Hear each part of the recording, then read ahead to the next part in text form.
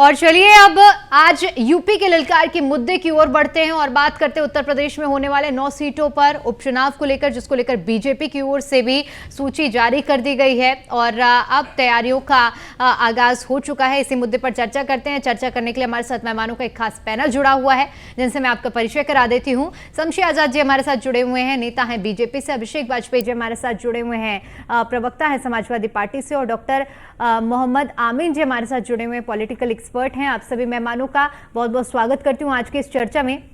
और चर्चा की शुरुआत करेंगे आमीन जी आपके साथ। मैं आपसे पूरा समीकरण समझना चाहूंगी, क्योंकि अब प्रत्याशियों के नाम का जो संशय था वो तो खत्म हो गया है। गठबंधन को लेकर जो संशय था कि आखिर किस पार्टी से समाजवादी पार्टी या कांग्रेस के प्रत्याशी होंगे, ये भी फिलहाल साफ हो चुकी है स्थिति। लेकिन बड़ा सवाल ये है कि आखिर जो कांग्रेस 5 सीटों पर अपना दमखम दिखाते हुए दावेदारी का एक प्रस्ताव रख रही थी, ऐसे में उत्तर प्रदेश की इन 9 सीटों पर एक भी सीट पर चुनाव न लड़ना, इसको किस तरह से देखा जाए? देखिए, कांग्रेस इस बात को समझ चुकी है कि उसका कोई ज्यादा जनाधार वहां उत्तर प्रदेश में नहीं है जिससे कि उसकी स्थिति मजबूत मानी जा सके और वो सीटें निकाल सके।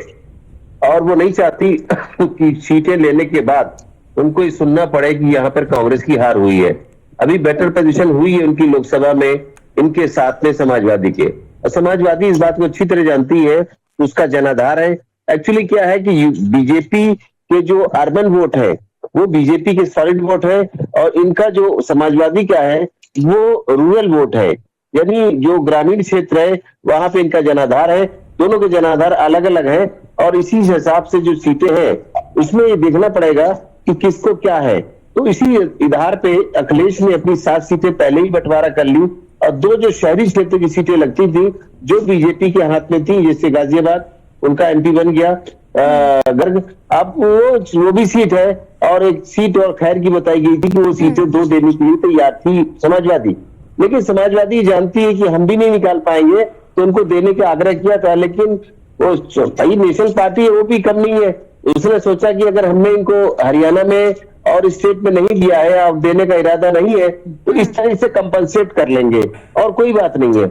वो समझ रहे दोनों ही अच्छी तरीके से इस बात को। और बीजेपी अच्छा, ध्यान से इलेक्शन लड़ेगी। जो उत्तर प्रदेश की 9 सीटों में हुआ है, जिस तरह से सेटलमेंट हुआ है, क्या अब महाराष्ट्र में इसकी वजह से कोई नेगोशिएशन पावर कांग्रेस की बढ़ सकती है?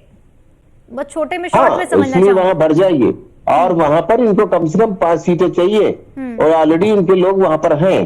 तो इसलिए वो चाहेंगे कि यहाँ पे हम समाजवादी वाले मांगेंगे, लेकिन वो चाहेंगे कि अगर उनके अच्छे कैंडिडेट है तो उनको उससे कहेंगे भाई देखिए हमने वहां तो ली नहीं है, और यहाँ पे हमारा जो कैंडिडेट है थोड़ा मजबूत है, इसलिए मुझे आप यहाँ छोड़ दीजिए।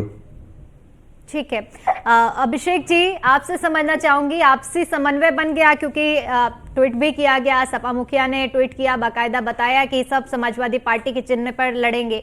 लेकिन क्या अंदर खाने सब कुछ ठीक है, और क्या सहमति यहां से लेकर महाराष्ट्र तक बन पाएगी? अब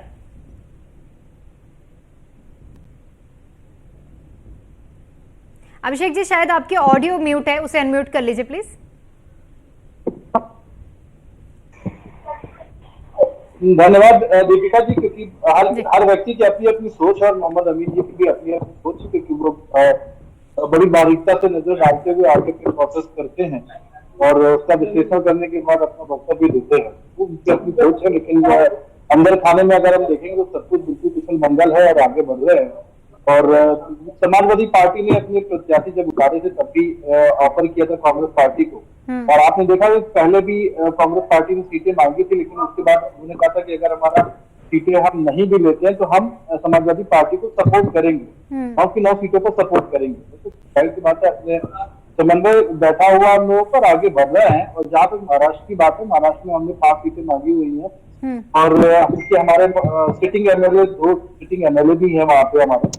तो उन चीजों के रिगार्डिंग हम आगे की ओर देख रहे हैं और आगे बढ़ेंगे, इसमें हमें कोई दो राय नहीं है।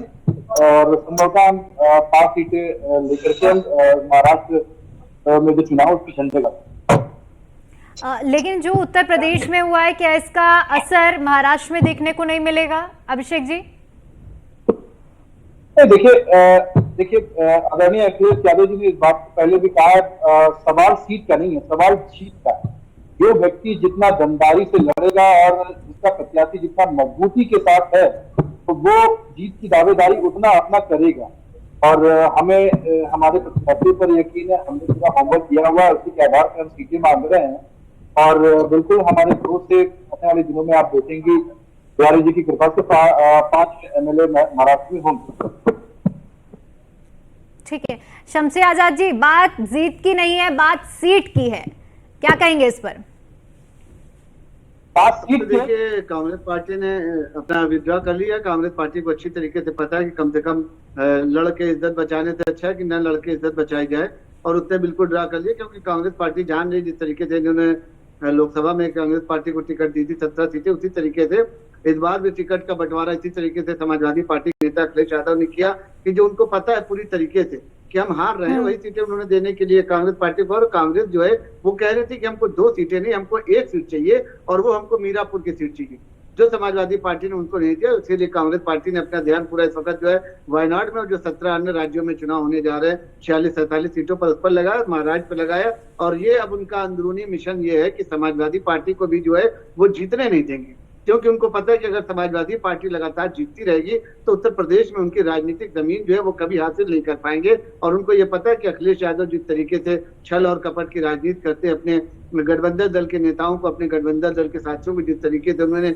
हमेशा छला है, तो उससे जो है बात नहीं आ सकती। इसलिए कांग्रेस पार्टी ने बहुत अच्छा फैसला लिया कि अपनी इज्जत बचाए, और इस उत्तर प्रदेश चुनाव से उन्होंने किनारा कर दिया। रिजल्ट उनको पता है कि भारतीय जनता पार्टी के जो 9 प्रत्याशी हैं, जिनमें अभी 7 प्रत्याशी की घोषणा भी कर दी गई है, और 2 प्रत्याशी जो आने वाले वो भी कहीं ना कहीं जिताऊ प्रत्याशी होंगे, जिनको जनता जानती है, जो जनता के बीच के, जो जनता के मुद्दों को विधानसभा तक पहुंचा सकते हैं, जो क्षेत्र की समस्याओं को लगातार उठाते रहते, उस क्षेत्र के लोकप्रिय नेता हैं। भारतीय जनता पार्टी के संगठित कार्यकर्ता, भारतीय जनता पार्टी के वो कार्यकर्ता है कि जिनको जनता चाहती है कि नेता बनाए जाए। हम परिवारवाद या जातिवाद या पैसे देकर टिकट बांटने का काम नहीं करते, ना हम दबाव की राजनीति करते हैं। हमारे यहाँ बाकायदा सर्वे होता है, सर्वे करने के बाद हम ऐसे प्रत्याशी जनता के बीच में लाते हैं कि जनता जिनको कहती है कि हाँ भाई ये प्रत्याशी। और आपने देखा भी कि जिस तरीके से भारतीय जनता पार्टी ने प्रत्याशियों का ऐलान किया, देर भले हुई, लेकिन जो प्रत्याशी अब आए हैं जनता के सामने, तो जनता उनका स्वागत कर रही है। आज से उनके घरों पर, उनके कार्यालयों पर लगातार भीड़ बढ़ रही। नामांकन की प्रक्रिया शुरू की जा चुकी है। नामांकन जल्द से जल्द उन लोगों का होगा, उसके बाद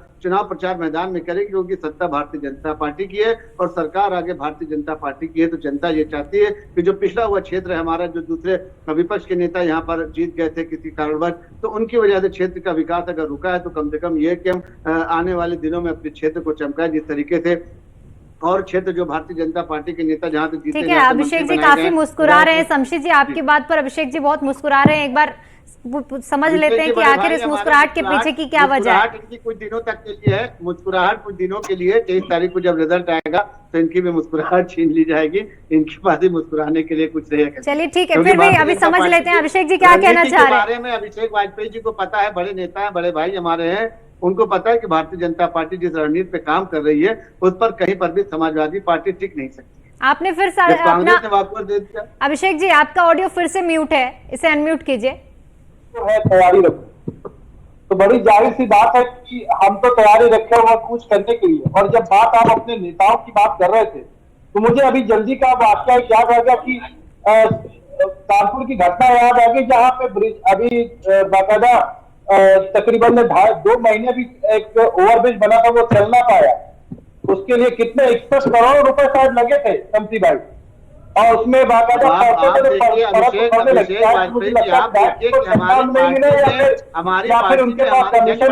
हमारे कार्यकर्ताओं को इतनी आजादी है कि वो सरकार के खिलाफ बोलने की हिम्मत करते हैं। हमारी आंखों में देखिए, कम से कम हमारे यहाँ तो ये है कि भाई अगर हमारी सरकार गलत करे तो हमारे जनप्रतिनिधि की आवाज उठाते हैं, और आपके यहाँ से एक आदमी के अलावा की आवाज समाजवादी पार्टी में बड़े नेता आपसे प्रदेश के उपाध्यक्षों के नाम आप नहीं बता राष्ट्रीय मंत्री मोदी जी ने उद्घाटन किया था, तो कौन सी बात आप करना चाहते हैं? आपको तो शर्म आनी चाहिए इस तरीके से वक्तव्य देते हुए भी कि जहाँ पे आपके विधायक है वहां पे भी आप बंदरबाद कर रहे हैं।